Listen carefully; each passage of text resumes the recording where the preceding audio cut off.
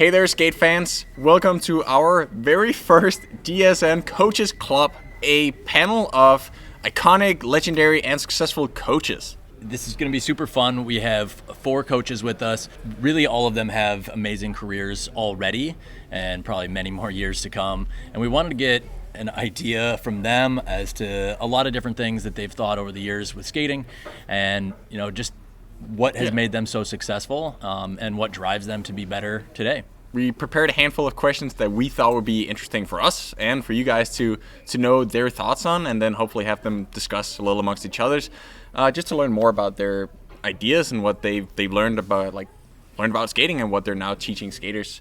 If you can come up with any other ideas for us for the coming Coaches Clubs episodes and questions that we could ask the coaches, we'd love to hear from you.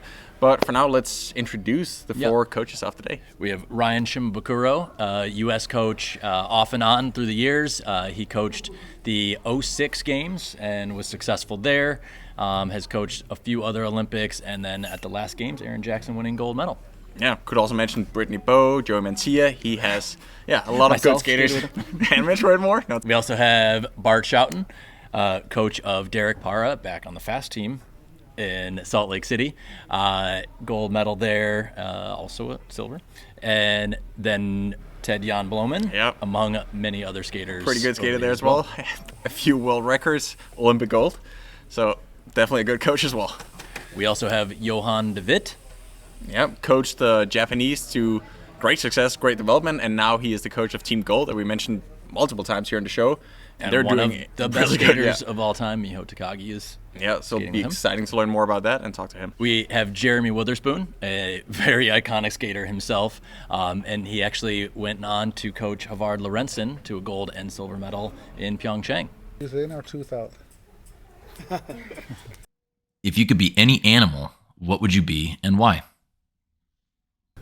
Ryan Shimabukuro, probably a dolphin. So I like the water and I like to go fast. So Bart Schouten. Oh, what animal? I don't know. But probably a crocodile. Survived a long time. Okay. Stealthy. Johan de Witt. Maybe like an animal that can sleep the whole night and only wake up if the sun is shining. Maybe that's like a human. You wish you were human? Yeah, some. Jeremy Wotherspoon. I don't know what animal I'd be. It changes a lot from year to year. But how about a trout? A trout? No, a trout. I don't know. A deer. I don't know. I like watching deer. Move nice. I see them all the time. Something I'm familiar with. I can eat deer then. Yeah. Okay. Nice. Graceful. Okay, if you had to pick one best skater of all time, who would it be? Oh, without a doubt, Eric Heiden. I might say Jeremy Wotherspoon. Okay. Yeah, must be Eric Heiden. I agree with Bart. It's hard to say. When I was a kid, I really liked Dan Jansen. I really liked watching him skate. I still look back and see some stuff that he was kind of still one of the best at. So maybe Dan, DJ. What have been your biggest roadblocks to success?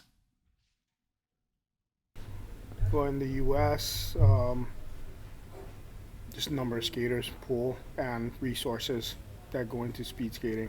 It's tough. I mean, I think we do rather well considering what we do have, and we're able to maximize the potential of the athletes we do have. But yeah, it's tough to breed success when you have a very small, limited number of athletes to crop and develop.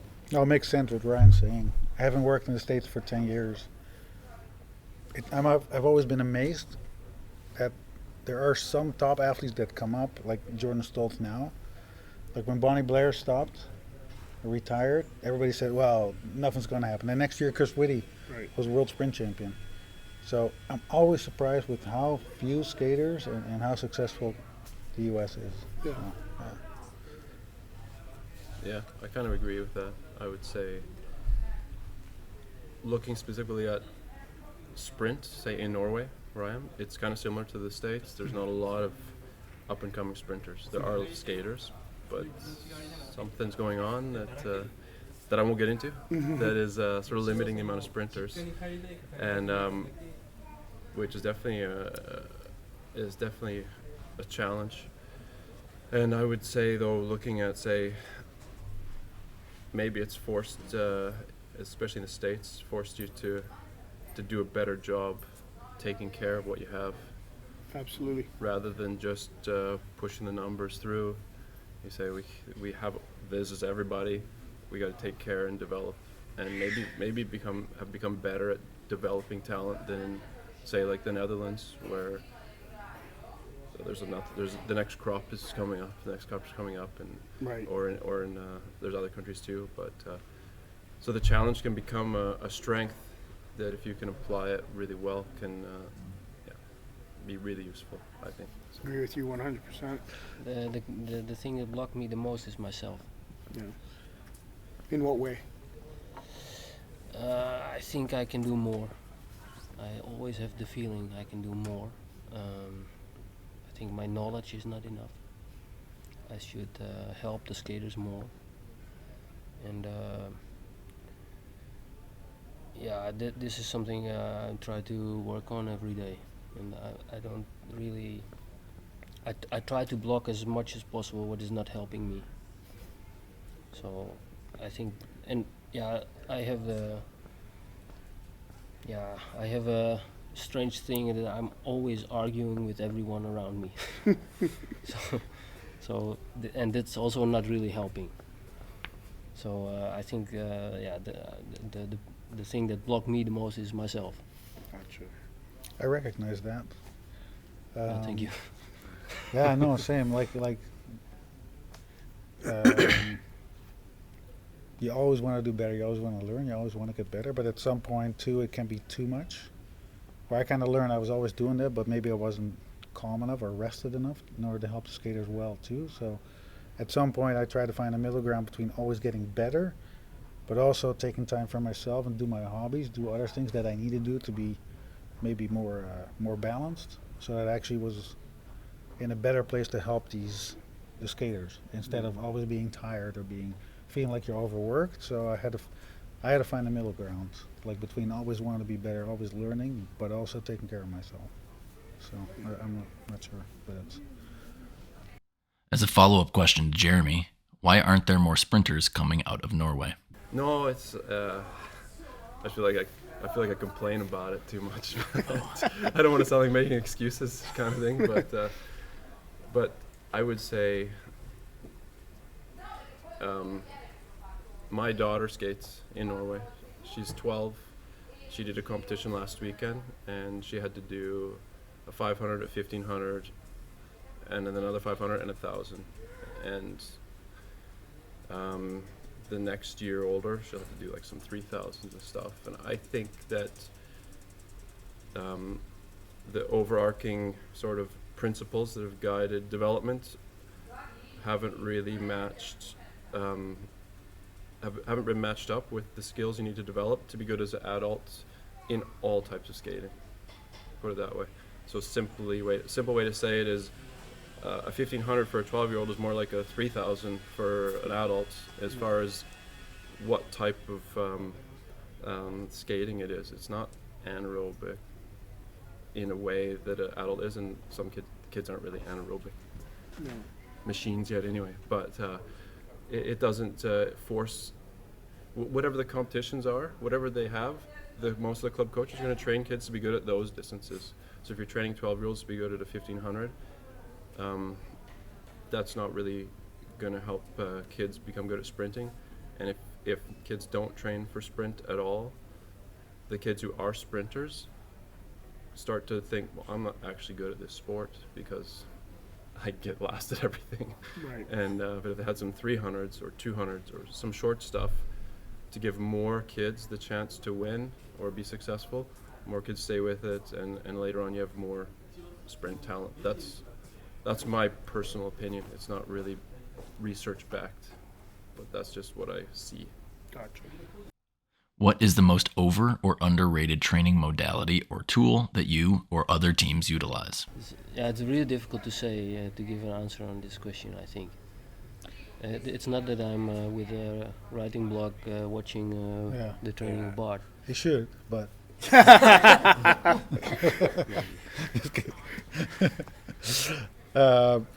I think probably looking at the U.S. and Canada, I think cycling, like they weren't really training for longer distances.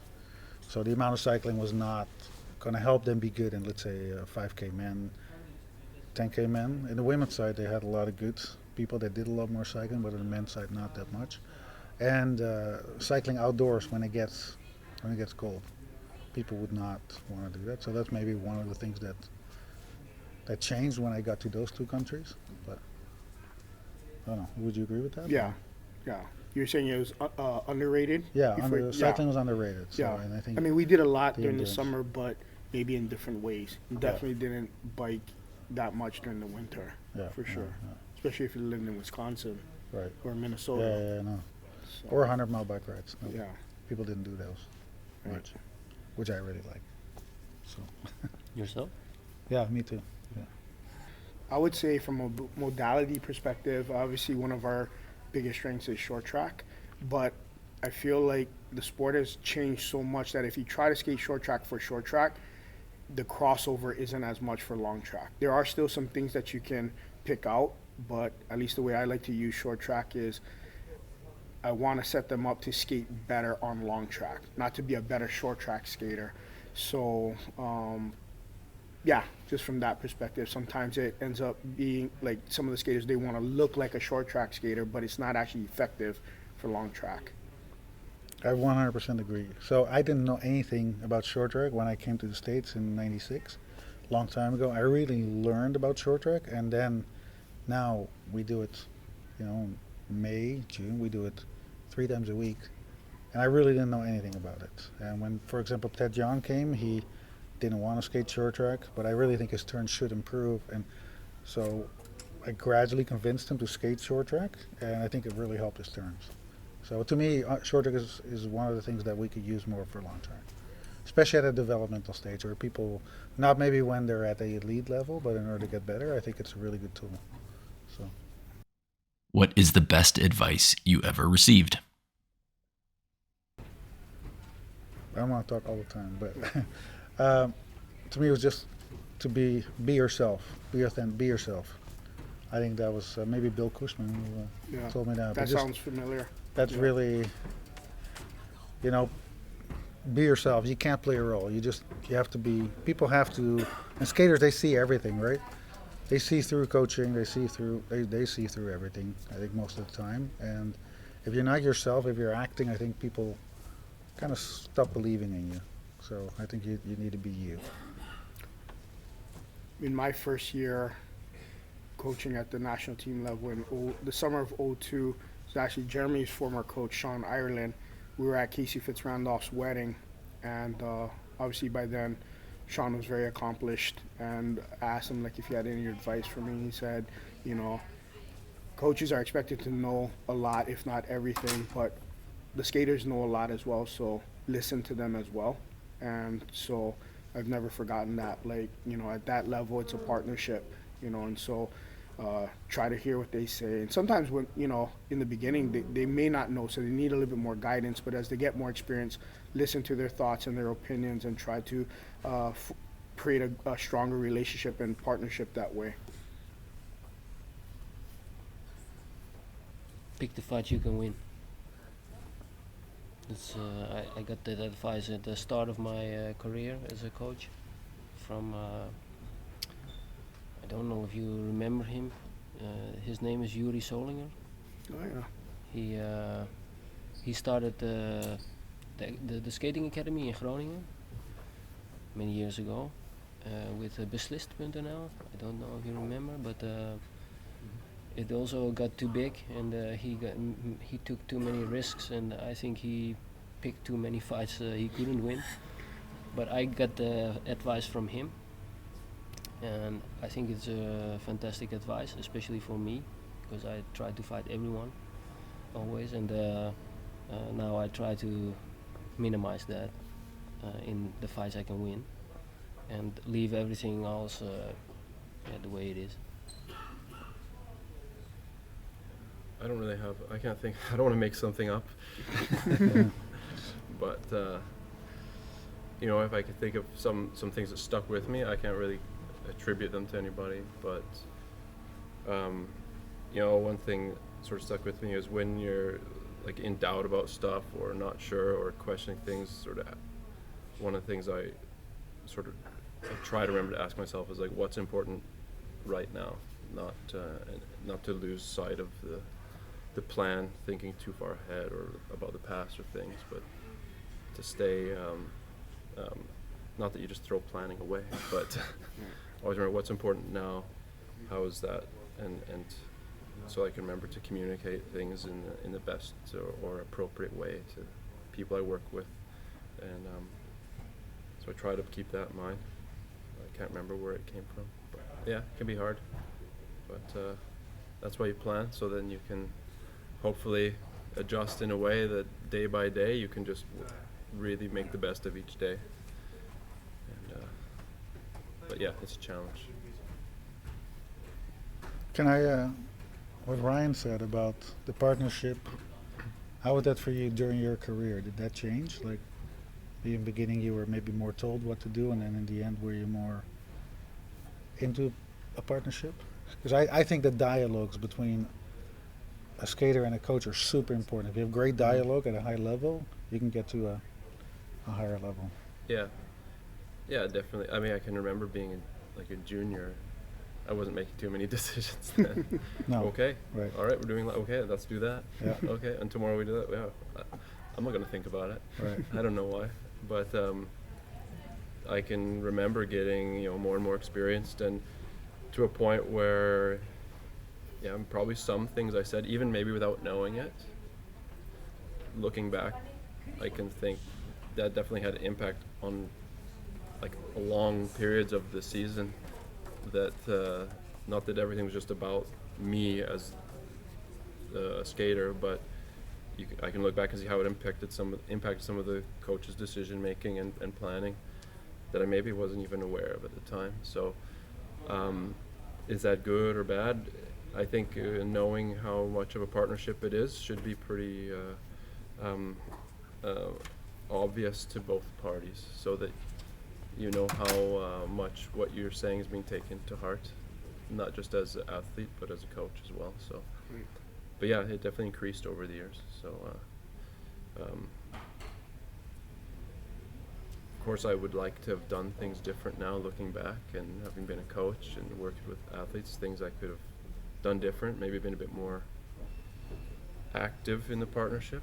Sometimes it's easy to just think, I just do let the coach decide. I don't want to think about it. But looking back, there are definitely things I could have maybe known a little. Looking back, I knew better, or not better than the coach, but knew better than what I was doing, and could have been more vocal or more let's say I could have communicated better sometimes. Put it that way. So. This is really why I left 2002 and went to the Oval. How do you feel you are most impactful as a coach? I don't know if it's just one-parted. For me, no matter what their age, I try to treat them like an adult, to take responsibility for their. You can't do that when you have Evanie Blondin on your team. She didn't hear it. And even if it costs them making mistakes in the beginning, to learn from those mistakes, as the saying goes, the greatest educator is making mistakes and so forth. But not being afraid to let them make those mistakes, because I think that, especially in this generation, they want success so quick, so easy, without actually earning it. And I believe success is a lot of hard work over a long period of time for sustainability. I think we've all seen some athletes come up pretty quick and have some meteoric rises, only to have a meteoric drop off, and I try to avoid that as much as possible. Try to build a sustainable platform for them to continue to grow Doesn't always work with everybody, as we know, but like I just try to care and project that I'm all in for them, and I expect them to be all in for me. Yeah, for me, it's conversations. If there's one thing I haven't done in the past enough of, I think it was having good conversations and learning from each other. And sometimes you get a little bit, maybe a little bit cocky. You think you know it, and you dictate a little bit more. And I think that's when you don't get the most out of skaters. I think when you have those conversations and really listen to the athletes, I think you can tease more out of what they need, and in that cooperation, that conversation, I think you can help. Yeah, you can get to the best solutions and help people the best, I think.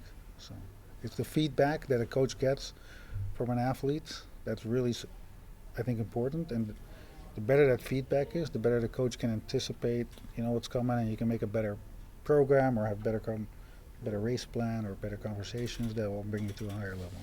So. Yeah, I agree with that. I think something that's pretty hard work is to find something in common with each athlete, because it's like in normal life, if there's someone you meet at a parent night at school, and you have nothing in common with them, you're like, I don't really ever have to talk to this person again, so it doesn't matter. But with athletes, you don't. I mean, you have an impact who's on the team, but at the same time, it's a team of people, and they're not always the people that you would become friends with. And same with coworkers. That's just statistics, And so, I think it's spending time and putting in a little work to really try to find something in common makes it a lot easier to. I don't want to sound like, without sounding too. This doesn't sound like how I feel, but to feel like you kind of care about each other in a way, it's just enough to want to put in the time for each other, and to know each other well enough to be able to read each other better. If we can read each other, we can communicate a lot better. You would think that the skating would be the common denominator, but sometimes that's not enough.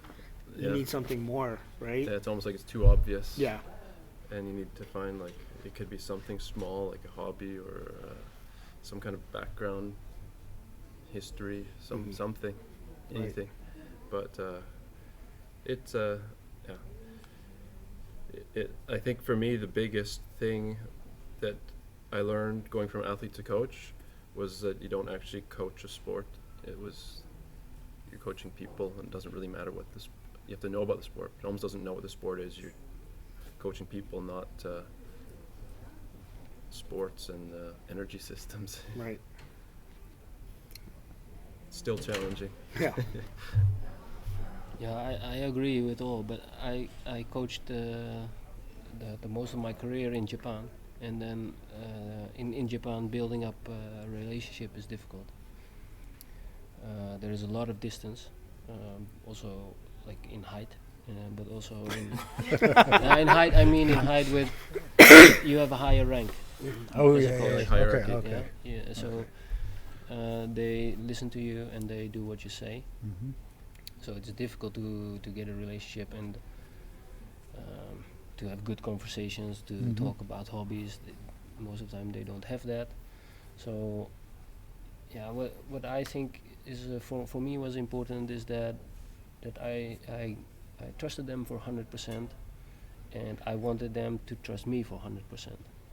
So I tried to go for them a little bit like what Ryan also said, and yeah, I also told them that I didn't know everything, so I just tried and I did my best, and I wanted them also to do their best. And yeah, we got a relationship like that, and yeah, it went pretty well, but not with all. And it's not possible with all, I think. At a certain moment you have so many athletes. Yeah, some are skating well and some are not doing well, and that's also what I meant before. I think I could have done more for the skaters that didn't skate fast, because in Japan you have many talents, and they are coming and coming, and but yeah, the most of them I really liked, and I hope they also liked training with me. But maybe I will never know with some. Yeah. But for you, the language, it would be a barrier too, right? Like Yeah, but harder to communicate. yeah, but also for them. Yeah, no, I mean, yeah, that's what I meant. In the conversation, it's harder to have those conversations Yeah. when you don't speak each other's language. I think, and that's.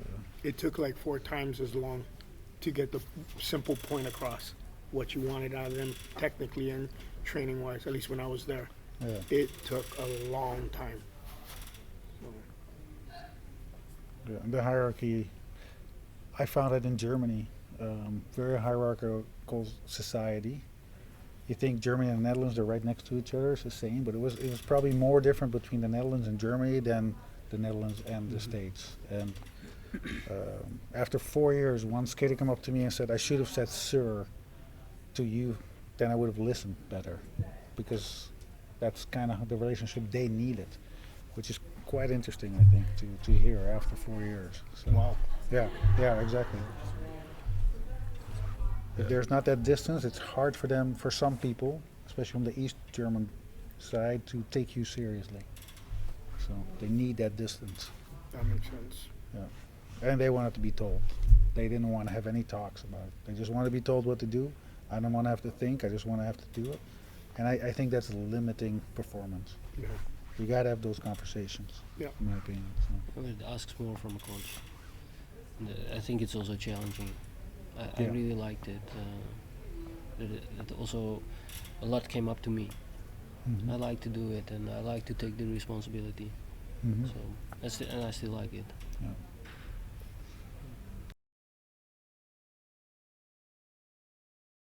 Raw guy.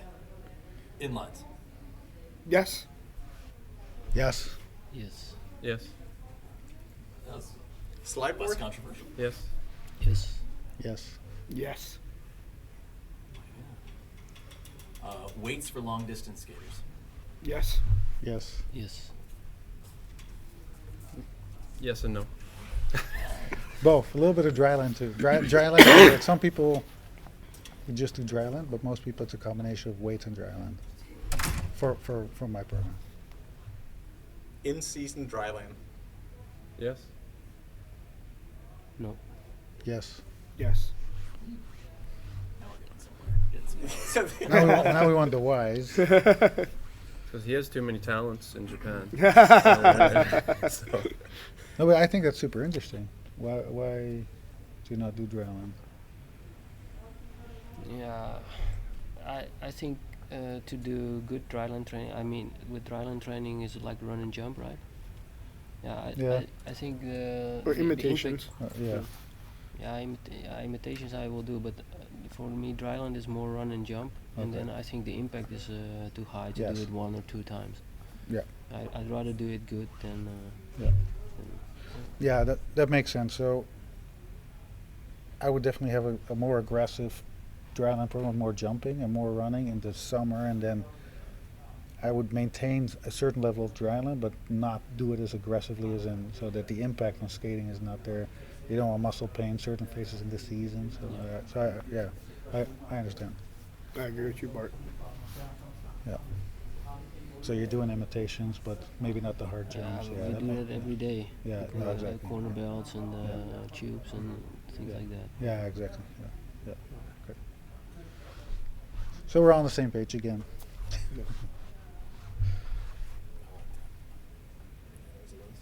How many ice sessions per week during the winter?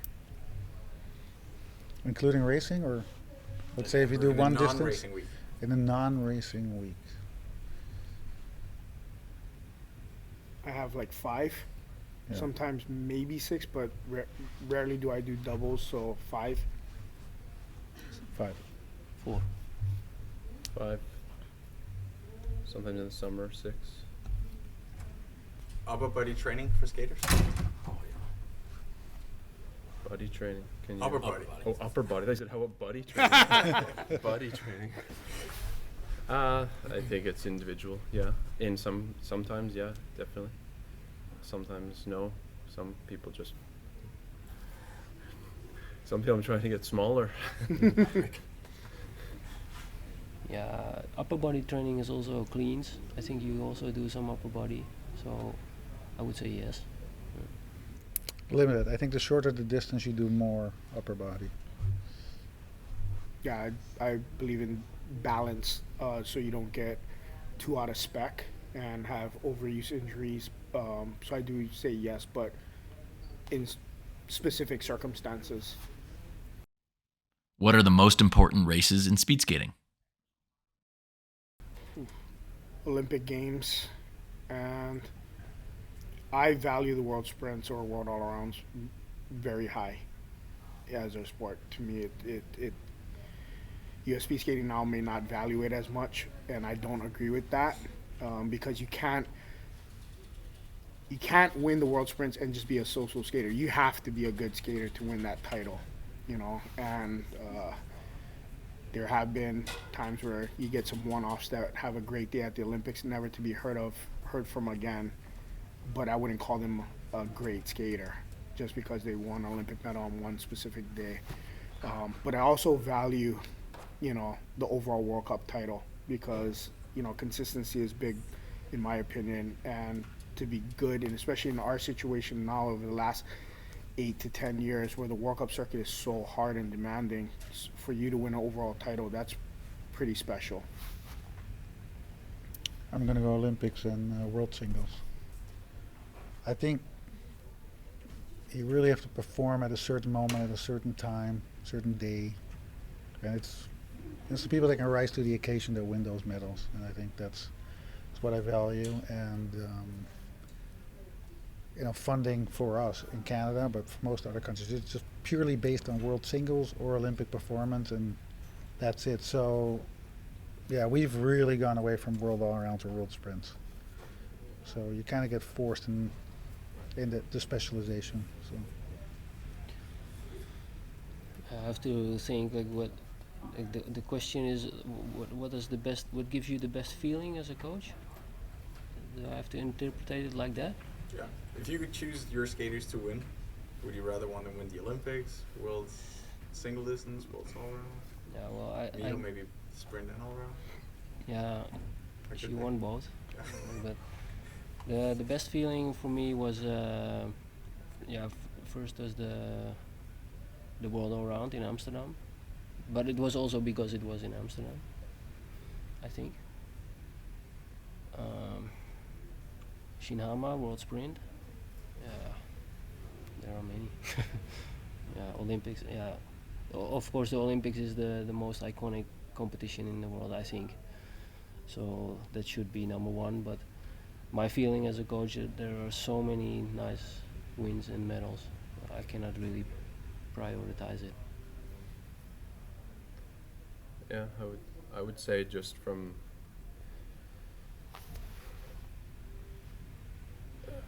you could choose, if you had an athlete and that you could choose that they can only win one race in their life, then I would choose they won the Olympics. And I would feel the same way when I was skating, but maybe I'm just being the same person in both. So, but in a given season, we might have some sort of team priorities for competitions or that type of idea, but individually some skaters, some really like world sprints or world all-arounds more than world single distance, and that's a bigger deal to them, and that's what we will try to aim for, even if the schedule isn't perfect for it. But someone might say their priority is, I want to be fittest at the fastest competition of the year because they want to get a fast time, and I can respect that too, that when I go to Salt Lake City I want to be better than any other point in the season, let's say, for example, and that's fine with me. I'm not a dictator usually. I would say though, like with world singles, I see where you come from because we're in the same spot. U.S. Olympic Committee, has gotten away from giving direct athlete support for World All-Arounds and World Sprints, and because the World Singles is modeled after the Olympic Games, that's where our DAS funding comes from. But in a way, I think that's been bad, because then the World Singles is too much like the Olympics, and then every year is like an Olympic year, instead of, that's what made the Olympics special. It's once every 4 years, and so I might just be my own opinion and feeling, but that's where I felt like the World Singles kind of took away from the Olympic Games a little bit in terms of importance, because now it's taken away from the World Sprints and World All-Arounds, which I totally agree. highly I have think regarded. it took out the heart of speed skating. Yeah, and to me, World Singles and World Sprints will, in this is my opinion, will always be more regarded than a World Single Distance Championship medal. So, Yeah, I guess I don't see it that way. no, and that's fine. And No, that's yeah. that's where Yeah. I feel like Because I've told the one USOC event. reps, like, I do not agree that the World Singles should be a DA. Like, World Sprints and World All-Around should still be in that category. If you want to keep the World Singles, fine. But World Sprints and World All-Around should also be a funding platform for our athletes, because that is our sport. The World Championships the World All-Arounds has been around longer than the Olympic Games. So, The ancient Olympics. yeah. Yeah, just to follow up on the yes or no, mixed gender relay, hot or not? No. yeah, I like it. Yes. That was a good answer. What was that again? We kind of have to, so we have no choice. So But you personally? no. I kind of thought it was interesting. I think that I'm not like a retro grouch when it comes to the sport, but at the same time, I don't want to throw the baby out with the bathwater kind of thing. So, if we have to, if it's important for the sport to make changes, then I say yes. But it should be open to refinement, put it that way. Right. So that it's interesting, safe, fair, and there has to be. I don't know if the ISU. It'd be nice to see what exactly their priorities are. What's the priority? Inclusion, fairness, safety, popularity. I don't know. You name it, but.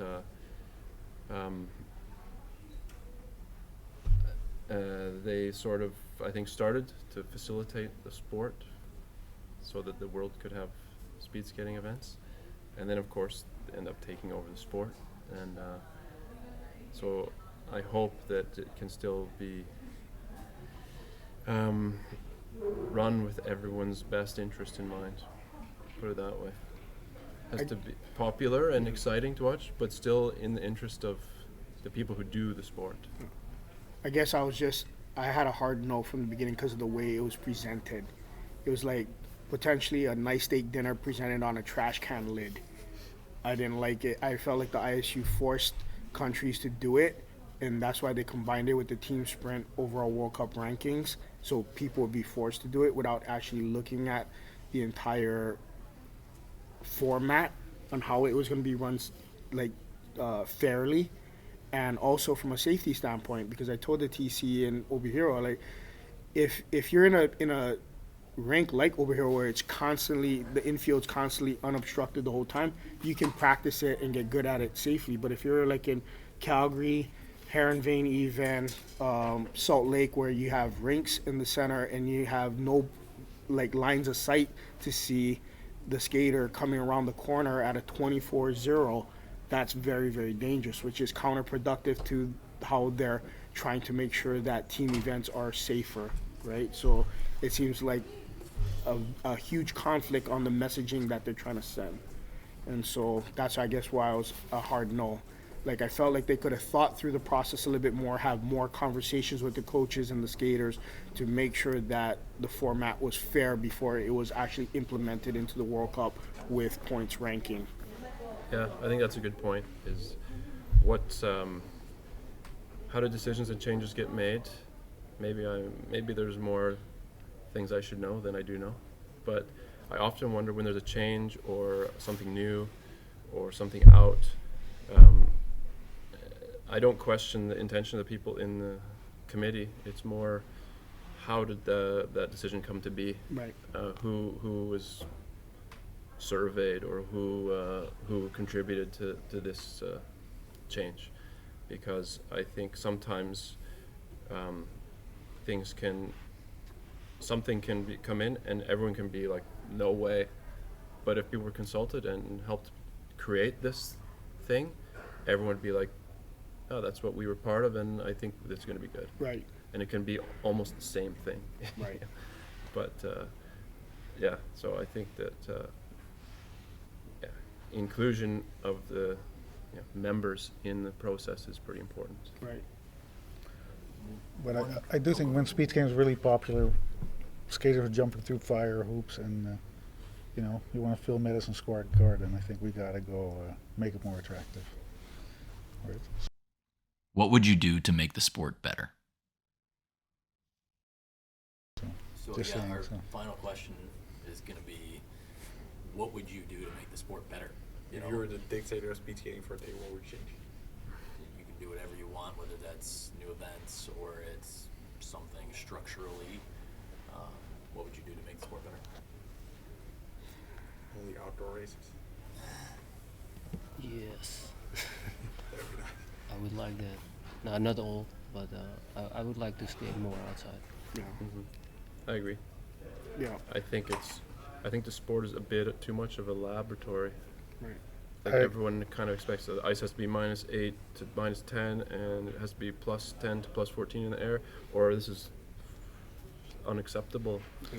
You I know? agree. It's too clean right now. Sterile. Yeah. But Yeah. for me, it is we have to skate outside because I want the sport to be much more attractive. I think this is possible. The rules of the ISU, also what Ryan just said, the rules of the ISU are based on that people have to skate. The point system is you have to come, otherwise you miss too many points. You go to the B group. They almost force you to come skating. But this is not why we skate. We skate because we like it. We want to skate in a full stadium. We want to skate in a nice surrounding. We want to skate in Salt Lake because we can skate a world record. This has to be the starting point of making the calendar and also the rules. We skate because we like it and not because we have to. Everyone has to come. Otherwise, the broadcasting and blah, blah, blah, blah. I don't care. I just want to make fun. I want to sell the sport. Bart has to go. We got a meeting, team meeting. Can't be late for a team meeting. We're already late. Uh-oh.